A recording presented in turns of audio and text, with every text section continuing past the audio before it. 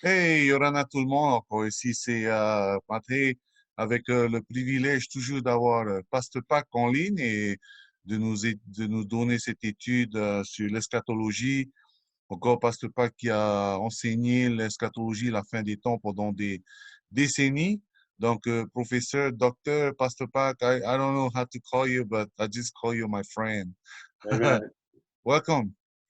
Welcome, Pastor Matai. I'm always wait for you and I spending time together at this hour. This is a very amazing time. I do too. All right, let's get to the business. Okay, well, so let's continue on what we did the last Thursday. And Donc, donc, on va continuer où on a laissé jeudi. last Thursday we started, there is a seventh sign that's pointing out that we are living on the last days. Donc, le jeudi dernier, on avait discuté qu'il y avait 7 signes qui pointaient, qui montaient vraiment que nous sommes dans les derniers temps. This seven signs depends on who you talk to. Many people have a different idea about the seven signs. Tout dépend en fait à qui vous discutez, avec quel pasteur vous discutez, mais la Bible parle généralement de 7 signes, hein. And of course, Jesus Christ also gave us the sign on the Matthew chapter 24. Et donc, vraiment, Jésus, hold on.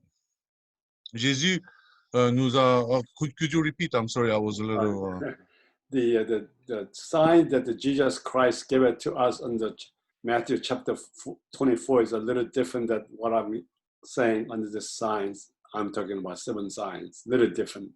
Donc, en fait, ce que Jésus a enseigné dans le chapitre 24, dans Matthieu, aujourd'hui, on va parler un peu des choses différentes sur les 7 signes. And Jesus Christ talked much about that, what's going to happen to the Jewish people at that time and at the temple. Et donc, on fait, in Matthew 24, right? Yes, Matthew 24. On fait, dans Matthieu 24, Jésus s'adressait plutôt aux Juifs par rapport au temple. But now, what we are talking about, the general signs of what the last days are like.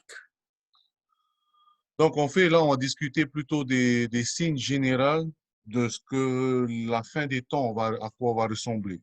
And as a Christians, one thing we have to make a big differentiations is between the rapture and the last days. Et donc, en tant que chrétiens, ce que nous devons vraiment faire, vraiment différencier, est 2 événements, qui est l'avènement et la fin et le retour de Jésus.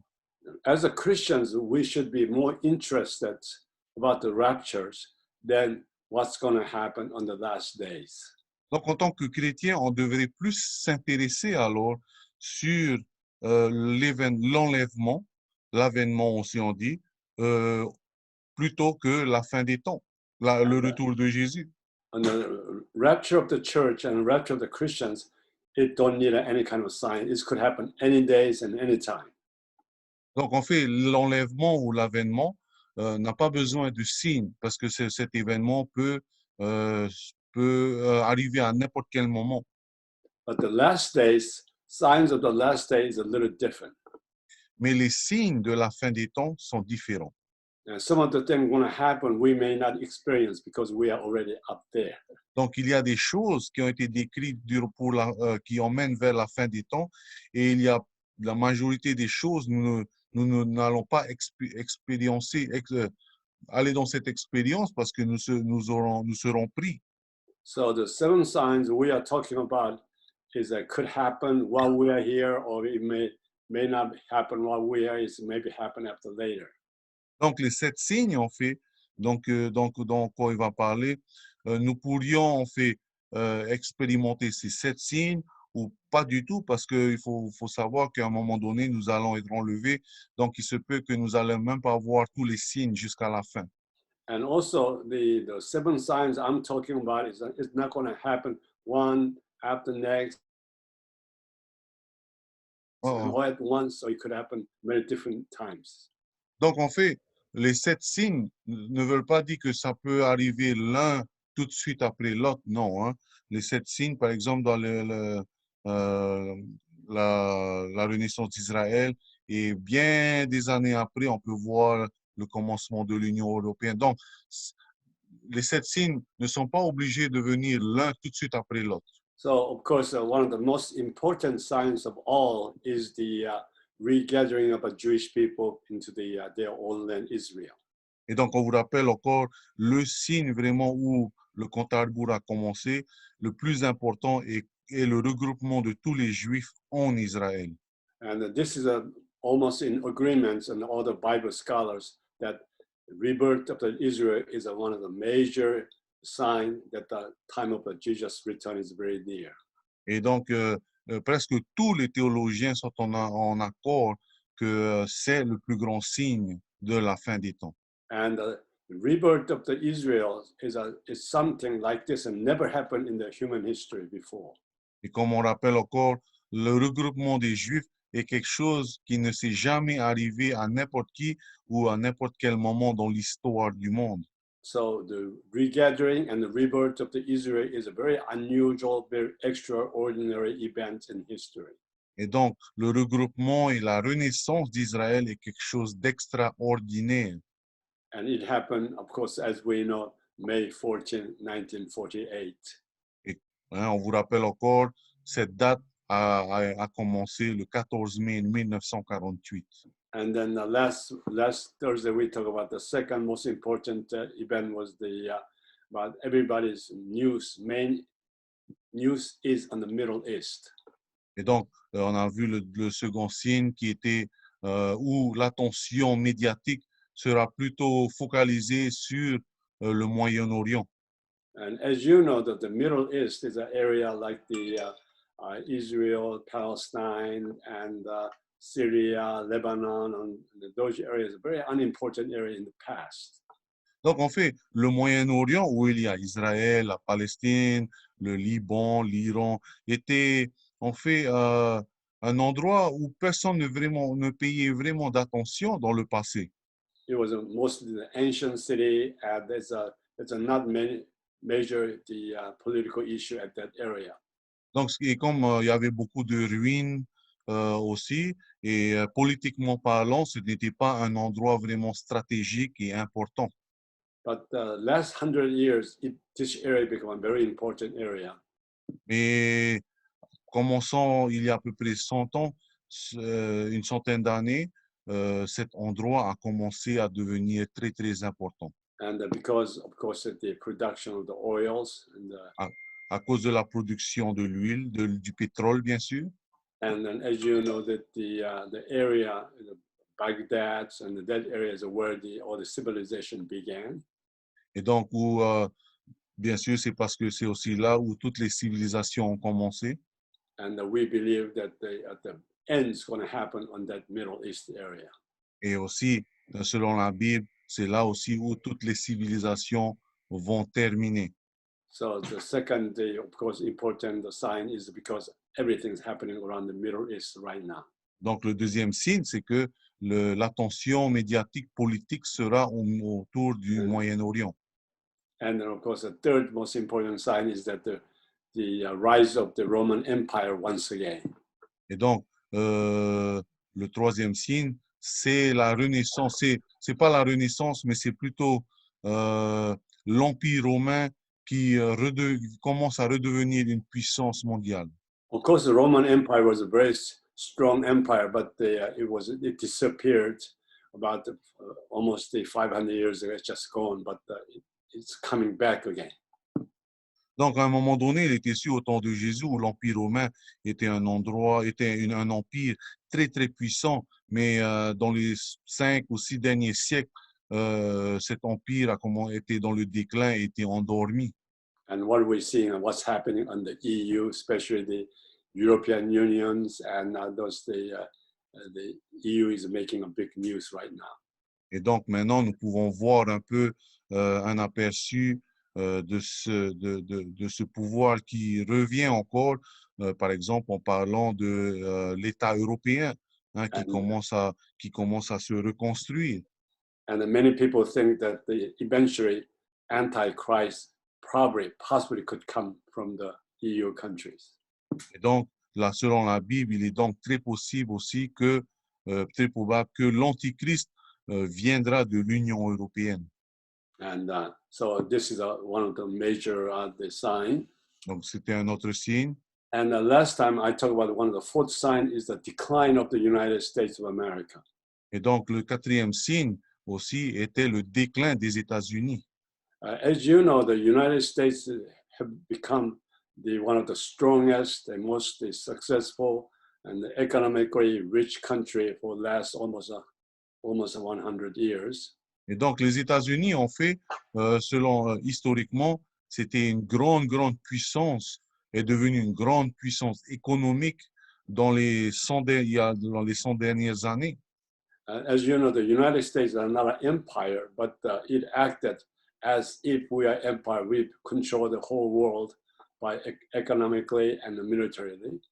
Et donc, les États-Unis, bien sûr, ne sont pas un empire, mais les États-Unis avaient un pouvoir d'un empire où ils avaient vraiment le contrôle, presque le contrôle du monde économiquement et avec leur puissance militaire.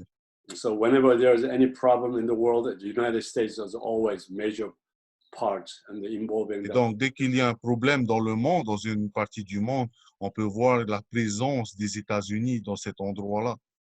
But now that the United States is declining morally and politically and international, the foreign affairs, Et donc, on peut voir maintenant aussi que les États-Unis sont en déclin économiquement et aussi moralement.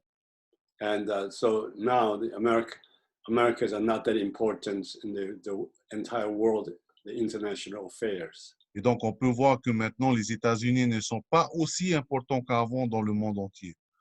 And then which that will bring some entire new leaderships in the world. Et donc, cela va donc entraîner un, un nouveau leader, hein, une nouvelle, comment on peut dire en français, un nouveau leader dans ce monde. And as you know, the whole world is looking for some important leader. Et donc, le monde entier, et en fait, est toujours à la recherche d'un leader. Hein. And as you know, the past, the whole world look after for United States to resolve a lot of political issues, and we play the key role in the world. Et donc, bien sûr, avant, vous avez peut-être vu aussi que dès qu'il y avait un problème dans le monde, chacun demandait l'aide des États-Unis pour résolver les problèmes. And so, as you know, now America is now make America great again. We are very much the isolationist country, and we look for after America first. Et Now. donc maintenant, avec la nouvelle administration américaine, où le slogan est Make America Great Again, qui a fait l'Amérique bien encore, formidable encore, on peut voir que les États-Unis vont plutôt pour une politique d'isolation, hein, où ils veulent juste dépendre d'eux et ne plus s'occuper des affaires des autres. And I think this what will bring actually the fifth the sign, which is we're going to bring some leader in the world that bring the peace in the world. Et donc, cela va donc emmener et entraîner le cinquième point, qui est un leader qui viendra donc emmener la paix dans le monde. And I think very soon we're going to have some leader which will bring the peace in the world. Et donc, sûrement bientôt, nous allons être témoins d'un leader qui aura des projets pour emmener la paix dans ce monde. And sort of preparing the way for the Antichrist. Et donc, préparer le chemin pour l'Antichrist. And as you know, today's one of the main issue is the China the expansion militarily. Et donc, un des grands problèmes, bien sûr, c'est l'expansion de la Chine économiquement, mais aussi l'expansion de la Chine du côté militaire. And then also the problem with the Iran and then their nuclear development. Et donc, le problème aussi avec l'Iran et leur projet de construire des missiles nucléaires, and then also North Korea, they already have nuclear weapons. et aussi la Corée du Nord qui ont déjà des missiles nucléaires. So we live a very uncertain and a very dangerous world. Et donc, nous vivons donc dans des moments vraiment incertains et un monde incertain. And the world is crying out that we need some leader to make a peaceful world. Et donc, le monde est là et veut vraiment et vraiment veut un leader pour emmener la paix dans ce monde. And so whoever comes with the peaceful solutions, we're going to look for him as the leader of the world. Et donc, en fait, celui qui viendra avec un projet qui emmènera la paix, hein, il y a de fortes raisons que les gens vont le nommer leader. And I think that is the fifth sign. Et donc, cela, sûrement, c'est le cinquième signe. And the sixth sign is the battle, the Ezekiel chapter 37 and 38 and 39. Et donc, le sixième signe, on peut voir ça dans 37, 38 and 39. Yeah, Okay. 38 and 39 especially. Voilà. Chapter 38 and 39. On peut déjà voir vers la fin de Ézéchiel 37, mais aussi si vous lisez tous les chapitres de Ézéchiel 38 et 39, on peut voir le sixième signe. And that is we're talking about the battle on the Middle East between the Gog and Magogs and the Iran, Persia, and the Sudan, and they are attacking the Israel. Et donc, on peut voir dedans la description d'une grande guerre, de la guerre finale de Gog et Magog contre Israël et Gog et Magog avec tous les alliés comme le Soudan, l'Iran. And many Bible scholars think that is a very immediate possibility. Et donc, beaucoup de gens, de théologiens croient que ce sont des choses qui peuvent arriver à n'importe quel moment. And Russia has already sent a lot of the military bases on the Syria, and also Iran is helping the Syrians, and they are ready to have a fight with Israel. Et donc là, déjà autour d'Israël, on peut voir déjà là que la Russie est en train d'aider l'Iran, hold on. Voilà, désolé, hein, j'avais un problème technique là. Hein. Okay. So we were on the sixth sign, you said? Right. Yeah. The sixth sign is the what was recorded on the Ezekiel chapter 38 and the 39. Et donc le sixième signe, c'est ce qui a été vraiment décrit dans Ézéchiel 38 et 39. At the normal, we call that the battle of the Gog and Magogs in the Tubar, which means Turkey, Iran, and Russia. They putting together as a unity.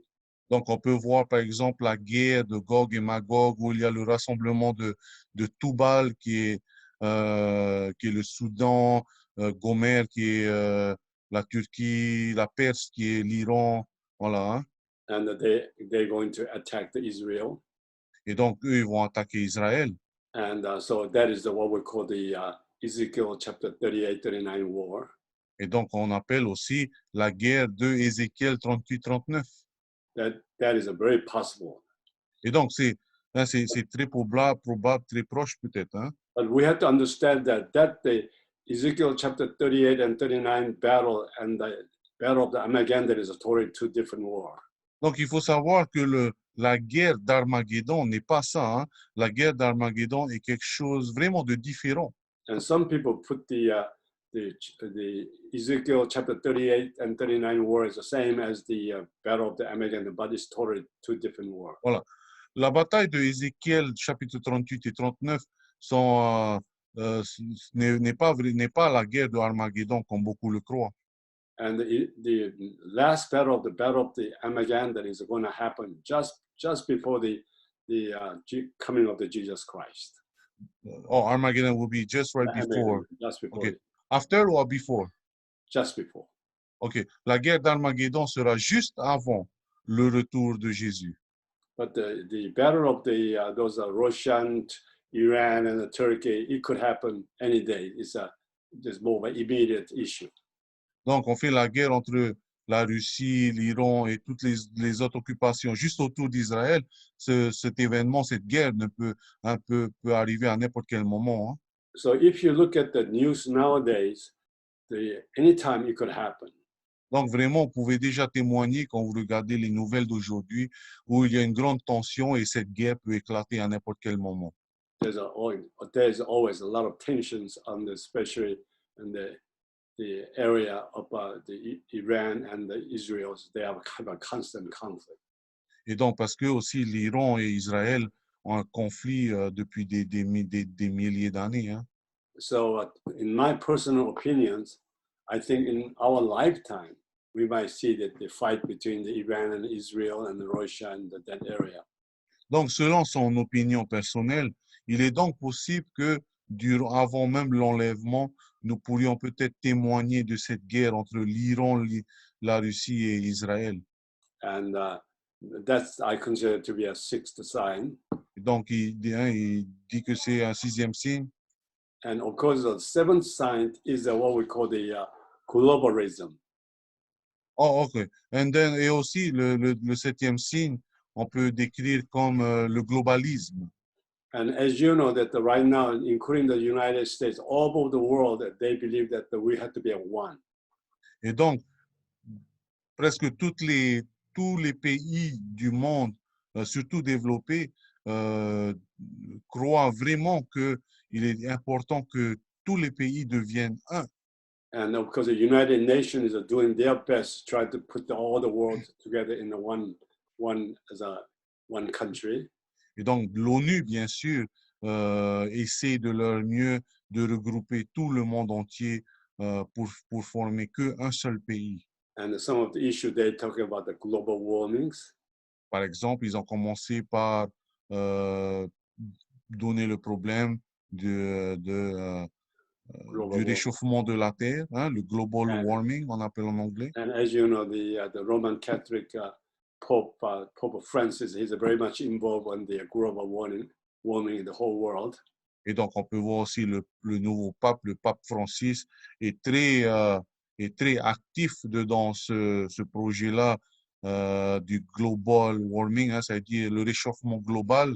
And even the United States and very much in the Democratic parties are very much involved with we're trying to be have a one global family in the whole nation. There's no borders and nothing. Et même aux États-Unis, ici, surtout dans le Parti démocratique, hein, il y a deux partis ici, républicains et démocratiques. Républicain qui est Donald Trump, mais l'autre parti qui est démocratique, eux, ils essaient de leur mieux aussi de rassembler et veulent pousser les États-Unis à être dans cette famille d'un pays mondial, hein. So there's a very strong movement in the world that everybody let's not have any more the borders and nationalism. Let's all put together, have a one global world. Et donc, bien sûr, c'est pour cela que dedans, ils essaient de ne plus avoir de frontières et que tout le monde pourrait se connecter ensemble pour avoir une mondialisation. And as you know, I think in American election, the 2020 elections, if Democratic Party win the presidency, America are going to be very much toward the globalization of the whole world. Et donc, durant cette prochaine élection-là, en novembre cette année 2019, si le Parti démocratique gagne, il est donc très, très possible que les États-Unis arrivent à ce moment-là où ils seront en accord pour une mondialisation. So I see that there's a very good chance maybe Democratic parties not only win the presidency and Congress and Senate, and that they're just going to take a whole power back and try to move even America toward the international globalizations. Et donc, il y aura bien sûr un moment dans l'histoire où les démocrates seront au pouvoir des États-Unis, au pouvoir du Congrès qui est la Chambre des députés et le Sénat, et plutôt pour vraiment voter à l'unanimité ce chemin vers la mondialisation. And of course, on the other hand, if the Donald Trump gets re-elected, then of course America going to still going on as the nationalism and create the borders and try to be a more America-centered country. Et donc, dans un autre cas, alors, si Donald Trump gagne cette élection cette année, les États-Unis seront encore plus isolés ou il va renforcer les frontières américaines. But according to the Bible prophecy, that the world eventually going to be in one big unit. Mais selon les prophéties de la Bible, à un moment donné, le monde sera juste un pays mondial. And we will usher in the Antichrist. Et donc, au travers de cette mondialisation, nous allons donner naissance à l'Antichrist. And when that thing happens, that's what we call the beginning of the 7 years of tribulations. Et donc, quand cela va commencer, quand cela va apparaître, c'est de là alors où on appelle le commencement des 7 ans de la tribulation. So what I said, all these 7 signs I did talk about, Et donc, sur les 7 signes dont il vient de discuter, it is happening right now. ces choses sont en cours, c'est dans le mécanisme, et ces choses sont en cours d'arriver là-bas. So what is important, it is what we call the convergence. It's everything's happening all at once right now. Et donc, on peut voir que toutes ces choses, tous ces 7 signes sont tous ces 7 signes sont déjà en activité pour arriver à son but. That's why I call this is the seventh sign is very near for the ends of this world and the last days. Et donc, c'est pour cela que ça s'appelle les 7 signes qui emmènent à la fin du monde.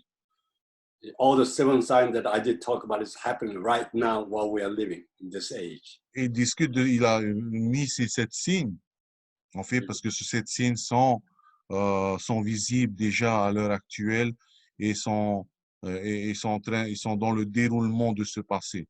And then rebirth of the Israels and then Europe's and what's happening in Europe's and Gog and Magog, everything just is happening. Voilà. We just call Tout se passe en même temps. Il y a eu la renaissance d'Israël, la mondialisation qui se passe, le Moyen-Orient, la tension du Moyen-Orient, et la récession, la chute des États-Unis. Toutes ces choses sont en train de se passer. And then the Bible says, stay awake. Et donc, la Bible dit, restez éveillés. And this is a time that we should really stay awake and pray and be ready. Et donc, c'est un moment pour chaque chrétien de rester éveillé, de prier et d'être prêt. And that's why I'm so excited having this program with the Pastor Matai. Et donc, c'est pour cela qu'il est très heureux de discuter de ce programme avec nous. And I don't know how many people we can, the impact that, but I think whoever hears the teachings, and I hope they stay awake and be ready to meet the Jesus Christ face to face. Et donc, on ne sait pas combien de personnes ces vidéos feront l'impact, mais le plus important, c'est que nous puissions toujours rester éveillés et être prêts. And I believe the value of this conversation, this study is that waking people up from the donc, la vraie valeur de ces vidéos, en fait, est de réveiller les gens et de les préparer. Amen. Amen. Are you awake? Starting to. No. No, I'm wide awake. I know I have little eyes, but I'm wide awake. Yes, so let's stay awake. And Donc, God bless you. Restons éveillés et que Dieu vous bénisse. Hein? Let me stop it.